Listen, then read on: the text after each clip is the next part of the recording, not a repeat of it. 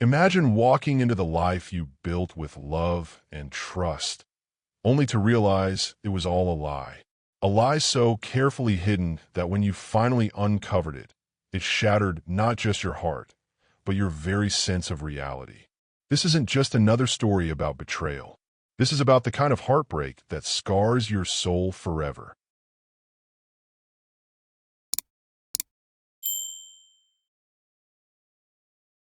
He lit the cedar candles because she loved the smell in winter. Pasta water hissed, a playlist hummed, and Ethan Reed set two plates like a small prayer for an ordinary Wednesday. At 7:42 p.m., his wife texted, running late. Don't wait up, big deck due TMRW. He sent a thumbs up and a goofy photo of a sauce accident. She replied with a laughing emoji and a heart, the kind couples spend when they're too tired to say more. By 9, the candles looked like jokes with melting punchlines. He packed the food away, poured wine back into the bottle, and switched the playlist to rain sound she used to fall asleep to. He wasn't angry. He was proud. Maya Patel, brand team lead at 31, ambitious, precise, adored by clients. Pride is a thin blanket when a house gets too quiet. At 11, quiet began to feel like a decision.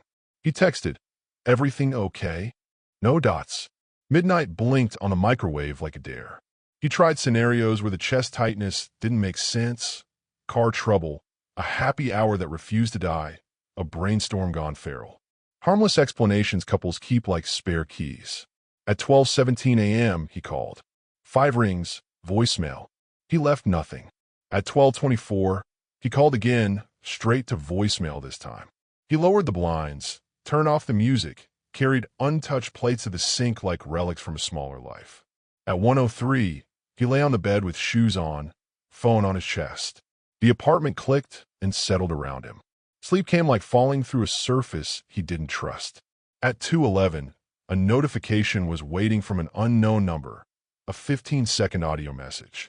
He pressed play and heard a burst of laughter, a man's voice saying, "She's fine," and the sound of a door closing. Fine felt like a blanket thrown over a stain. He stared at the tiny waveform as if its peaks could confess. He saved it, forwarded it to himself, then grabbed his keys because better angels make poor chauffeurs after 2 a.m. The city held its breath. He rehearsed a lie on the way. He was only bringing the charger she'd forgotten, a story so thin he could see his shaking hands through it. Stratton and Company looked like an aquarium of sleeplessness by day and a museum of absence by night. He buzzed the after-hours desk. The guard scanned a clipboard. Ethan flashed the marriage license photo on his phone as if love were a credential. Ethan Reed. "I'm looking for my wife, Maya Patel," he said. The guard chewed his pen, found a line. "She left at 8:12, he said, with a colleague. Tall guy, dark coat. They were laughing. Sully, Munn. There are sentences that split your night into before and after. That was one. Ethan thanked him, politeness as reflex, and stepped back in a newly rented air. He scrolled through mental files and stopped on a frame from December's party. Maya at the bar, head thrown back, relief-shaped laughter. Beside her, Derek Harlow, project manager, charm with a watch, stories big enough to make rooms lean in. Derek had asked about Ethan and Maya's Lake Placid trip and somehow knew their itinerary better than Ethan did. He made people feel seen. Apparently, even Ethan. He sat in the car and didn't start it. Played the audio again. Male voice door, "She's fine." Fine, again, like a neutral-colored lie. The dashboard clock changed without permission. If the office wasn't where she was, where was she? Screens are where modern dread goes to pace. Back home, Ethan opened the bank app. The joint account looked ordinary until the pending column. Southbridge INN. AUTH hold. $189.20. Time-stamped 8:54 p.m. The Southbridge wasn't near Stratton and Company. It sat by the river, where conferences went to nap and wedding guests went to argue in carpets. He and Maya had been there once for someone else's reception, stealing petit fours and promising they'd someday dance for reasons of their own. He clicked into details as if a memo line might confess. A map, a phone number. He didn't call. He pressed his forehead to the table's cool edge and counted out breaths like a patient. Then he texted, "Just checking. Need anything. Blue bubble, delivered, and then it stood there, a small monument to unanswered things. At 2:57, he put on yesterday's hoodie and drove to the South Bridge, because sometimes you need a lie to arrive somewhere you never planned to go. The portico glowed over a lot of sleeping cars. 2 rows back, Maya's gray Civic with the familiar dent near the taillight, as recognizable as her laugh. He didn't go inside. He didn't call her name across a lobby like a man auditioning for a story he'd hate hearing later. He sat with the engine off, the phone face down on his thigh, watching his breath draft soft weather on the windshield. At 3:11, her name lit up. Phone died earlier. Crashed at Jess's. Don't wait up. I love you. He read it until the words turned into shapes. Then he texted Jess. Everything okay? She with you? Jess replied faster than the truth usually does. No. Why? What's going on? He screenshotted Jess's reply. Not to use it as evidence yet, but because proof is what you clutch when trust begins to slide off the table. He reclined the seat and became a ghost in his own car. The hotel performed its rituals. A bellman pushing a cart past a woman in heels who looked like she'd remembered something crucial too late. 3 conference guys dragging their laughter like luggage. A couple arguing in hushed italics under a magnolia. At 3:38, they appeared. Maya in a black coat, hair up, face bare, the way she looked on Sundays when they made plans they sometimes kept. Beside her, Derek, hands in pockets, posture designed to appear smaller than choices. They weren't touching. They weren't even close. But they moved with the choreography of 2 people leaving the same room and pretending they were merely headed the same direction. At the curb, he touched her elbow, brief, like a period at the end of a long sentence. She nodded. He said something Ethan couldn't hear that made her study her shoes. Then Derek shrugged off his hoodie and placed it on her shoulders with practiced care. She zipped it halfway and tucked her chin like it already belonged to her. They split. She slid into her Civic, he into a rideshare whose brake lights bled across the asphalt. Ethan's hands had the steady calm that signals danger. He took 2 photos, not because he wanted to remember, but because he knew forgetting would later feel like betrayal of himself. When she pulled out, he counted to 30 and followed his wife home like a boy trying not to be seen. She parked on the street instead of the driveway, a compromise with guilt. He turned at the corner and let her walk the last half block alone. By the time he climbed the stairs, water was running. Steam breathed under the bathroom door. He lay on top of the covers, eyes tracing the slow sermon of a ceiling fan, deciding whether or not sleeping counts as rest. At 7:06, she came out in an oversized t-shirt, no hoodie, the hamper an accomplice. She smelled like hotel soap and mint, the kind you unwrap like a present you didn't ask for. Hey, she said lightly, as if the word had been strained through a sieve. You're up early. So are you, he said.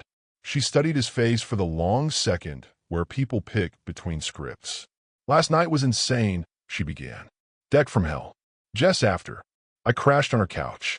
My phone died. Jess texted me at 3, he said. She hasn't seen you in a week. Her mouth opened, reset.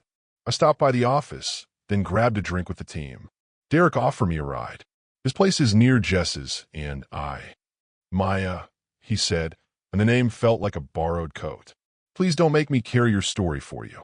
She sat on the bed like a witness stand. The city outside rehearsed mourning. It's not, she started, then quieter. It's not what you think.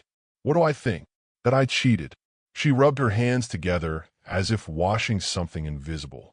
We worked late. We went to the hotel bar to finish slides. I had 2 drinks. He booked a room. Early client call. I shouldn't have gone up. I went up. I fell asleep in the chair. That's all. He listened to the version where accident sounds like a verdict. The room tilted a little. Down the hall, a dog barked at a door that wouldn't open. Did you sleep with him? Ethan asked. The sentence sounded like furniture dragged through a quiet room. She flinched. No. It landed too fast, then steadier. No, Ethan, I swear. We kissed. Once. She stared at the floor like the admission might roll away and hide. It was stupid. I pulled back. I said I couldn't. I left. I sat in the lobby arguing with myself for 40 minutes, and then I went back up to get my bag. That's when you texted. And the hoodie. It was cold. A small, crooked smile at the absurdity of facts. He gave it to me. I shouldn't have taken it. Silence settled into the shape of a third person. He wanted why. Why kiss him? Why lie about Jess? Why the unknown number with a man's voice saying she's fine? Instead, he asked, how long have you had feelings for him? She pinched the bridge of her nose to slow herself down. Feelings is a big word. He listens, Ethan. He asks how I am and waits for an answer. He notices when I'm drowning and pulls up a chair instead of telling me to swim harder. I didn't know you were drowning, he said. Not a defense. A failure of observation. I didn't want you to. Her voice thinned. You were finally home by 6 instead of 9. You were trying. I was supposed to be grateful. Am grateful. But I kept bringing my whole self home and finding only the part of you that wasn't exhausted. The bed creaked like punctuation. We need space, he said. The sentence tasted metallic. A week. You at Jess's. No Vidic. No late nights that turn into lies. Then we talk. She nodded, eyes glassing. Okay. At the doorway, she turned back. Ethan, I am sorry. Sorry changes shape depending on who says it. In hers, he heard 100 small sorries they'd never said when they were busy being fine. Maya packed a duffel like for an ordinary trip. The way you fold shirts when you know you're coming back. Ethan watched from the doorway, arms crossed not from anger, but to keep from reaching for her. She took a toothbrush, one pair of heels, the soft t-shirt he bought at Lake Placid. She set her wedding ring on the dresser like something to think about. Jess arrived with keys and wrappers of sympathy in her eyes. You two will figure it out, she told Ethan, and to Maya, my couch is yours. Derek is blocked. The precision of that last part felt like mercy. Work became a set with the wrong actors. Over unopened takeout, Ethan told Liam the short version. You're not crazy, Liam said. The worst part of betrayal is wondering if you invented it. Also, document everything. Ethan didn't want to audit his marriage, but he made a folder called Temporary and forwarded the hotel charge, the screenshots, the audio. He typed a timeline. The week looked like it finally had a spine. That afternoon, Maya texted, HR has a training next week on relationships at work. I'm going. Also telling them. About the kiss, about Derek. I don't want shadows. Tell HR. Tell the truth. Tell me more. His thumbs hovered and landed on a polite. Okay. Thanks for telling me. That night, he found his hoodie, in the hamper. He washed it twice, as if soap could edit meaning, folded it, and left it on the dryer. A small, petty monument to coping.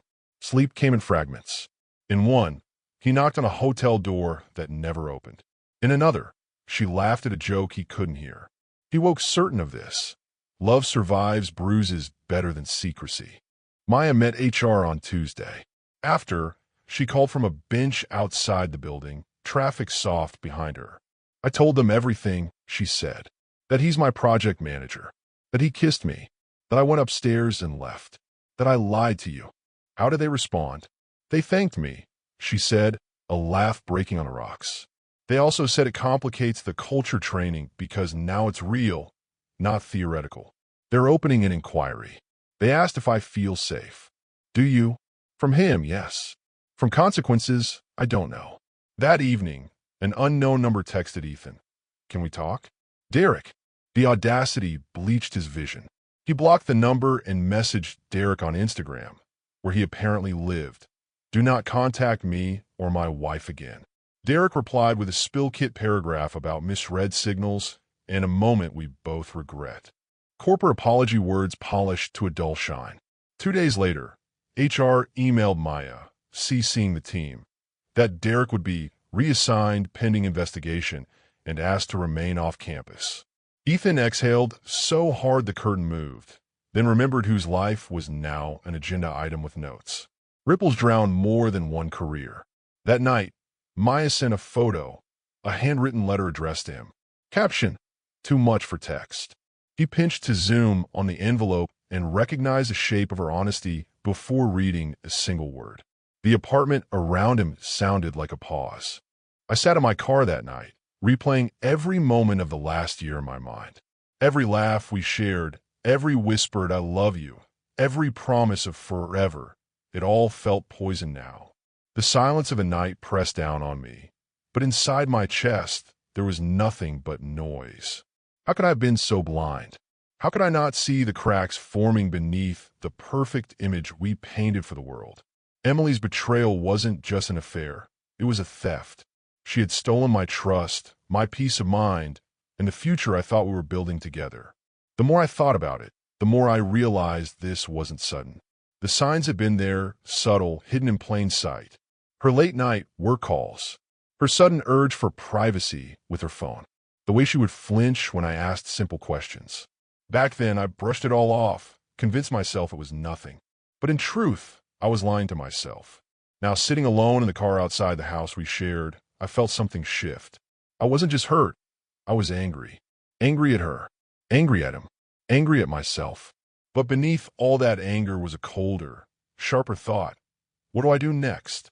The following morning, Emily tried to act as if nothing had happened.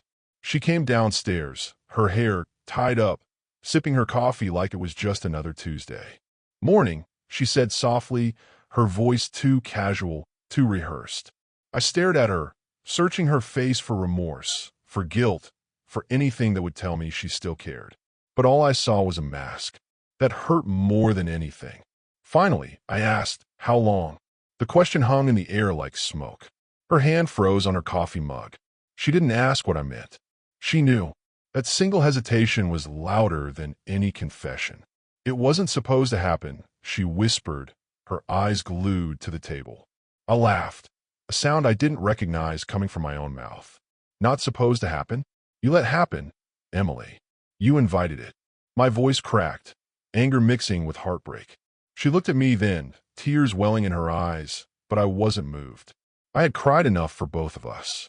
"I loved you," I said quietly. "And you traded it for what? A thrill? A moment?" Her tears fell, but I didn't wait for her answer. I walked out, knowing that nothing she could say would fix the fracture she'd carved into me.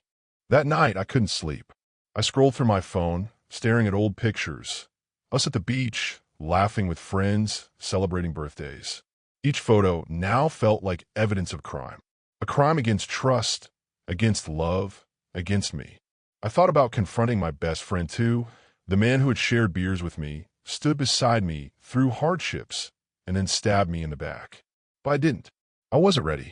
My anger toward him was a wildfire, but oddly enough, Emily's betrayal hurt more. Friends come and go, but the woman I loved, she was supposed to stay. Every part of me wanted answers, but I realized something. No answer could ever make sense. Nothing could justify what they did. So instead of chasing closure, I began planning my escape. Not revenge, not confrontation, escape.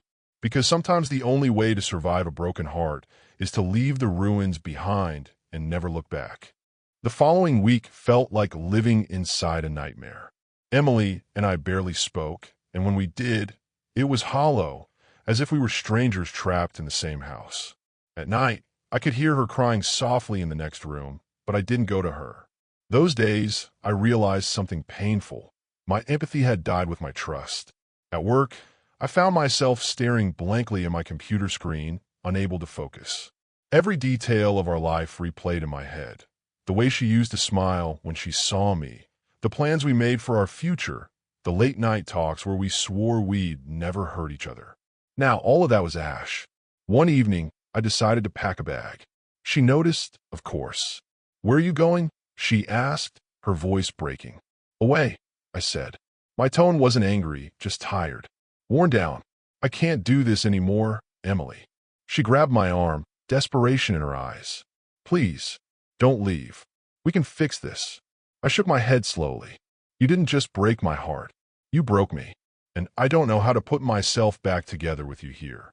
She sobbed, but I kept packing. The truth was simple. I had stayed too long already. The first night in my new apartment was both liberating and crushing. The silence was deafening. No laughter. No footsteps. No warmth. Just me and four blank walls. I poured myself a drink, sat on the floor, and stared at the ceiling. I wanted to feel relief, but instead, I felt emptier than ever. Leaving her was the right choice, I knew that. But knowing doesn't mean healing. Over the next few days, Emily texted me constantly. Long paragraphs, desperate apologies, promises to change. I read every word but never replied. What could I possibly say? That I forgave her? I didn't. That I hated her? I couldn't. The truth was worse. I still loved her. And that was the cruelest part of betrayal. Love doesn't die just because trust does. My best friend reached out once, too. His message was short. I'm sorry, man. I never meant for it to happen. I deleted it without answering. Some things don't deserve a response. Weeks turned into months, and slowly I began to rebuild. I joined a gym, reconnected with old friends, even started writing again, something I had abandoned years ago. Each small step felt like reclaiming a piece of myself. But healing isn't linear. Some nights, the memories came flooding back, drowning me in what-ifs. I would remember her laugh, her touch, the way she fit so perfectly against me when we slept. Those moments stabbed deeper than any angry fight could.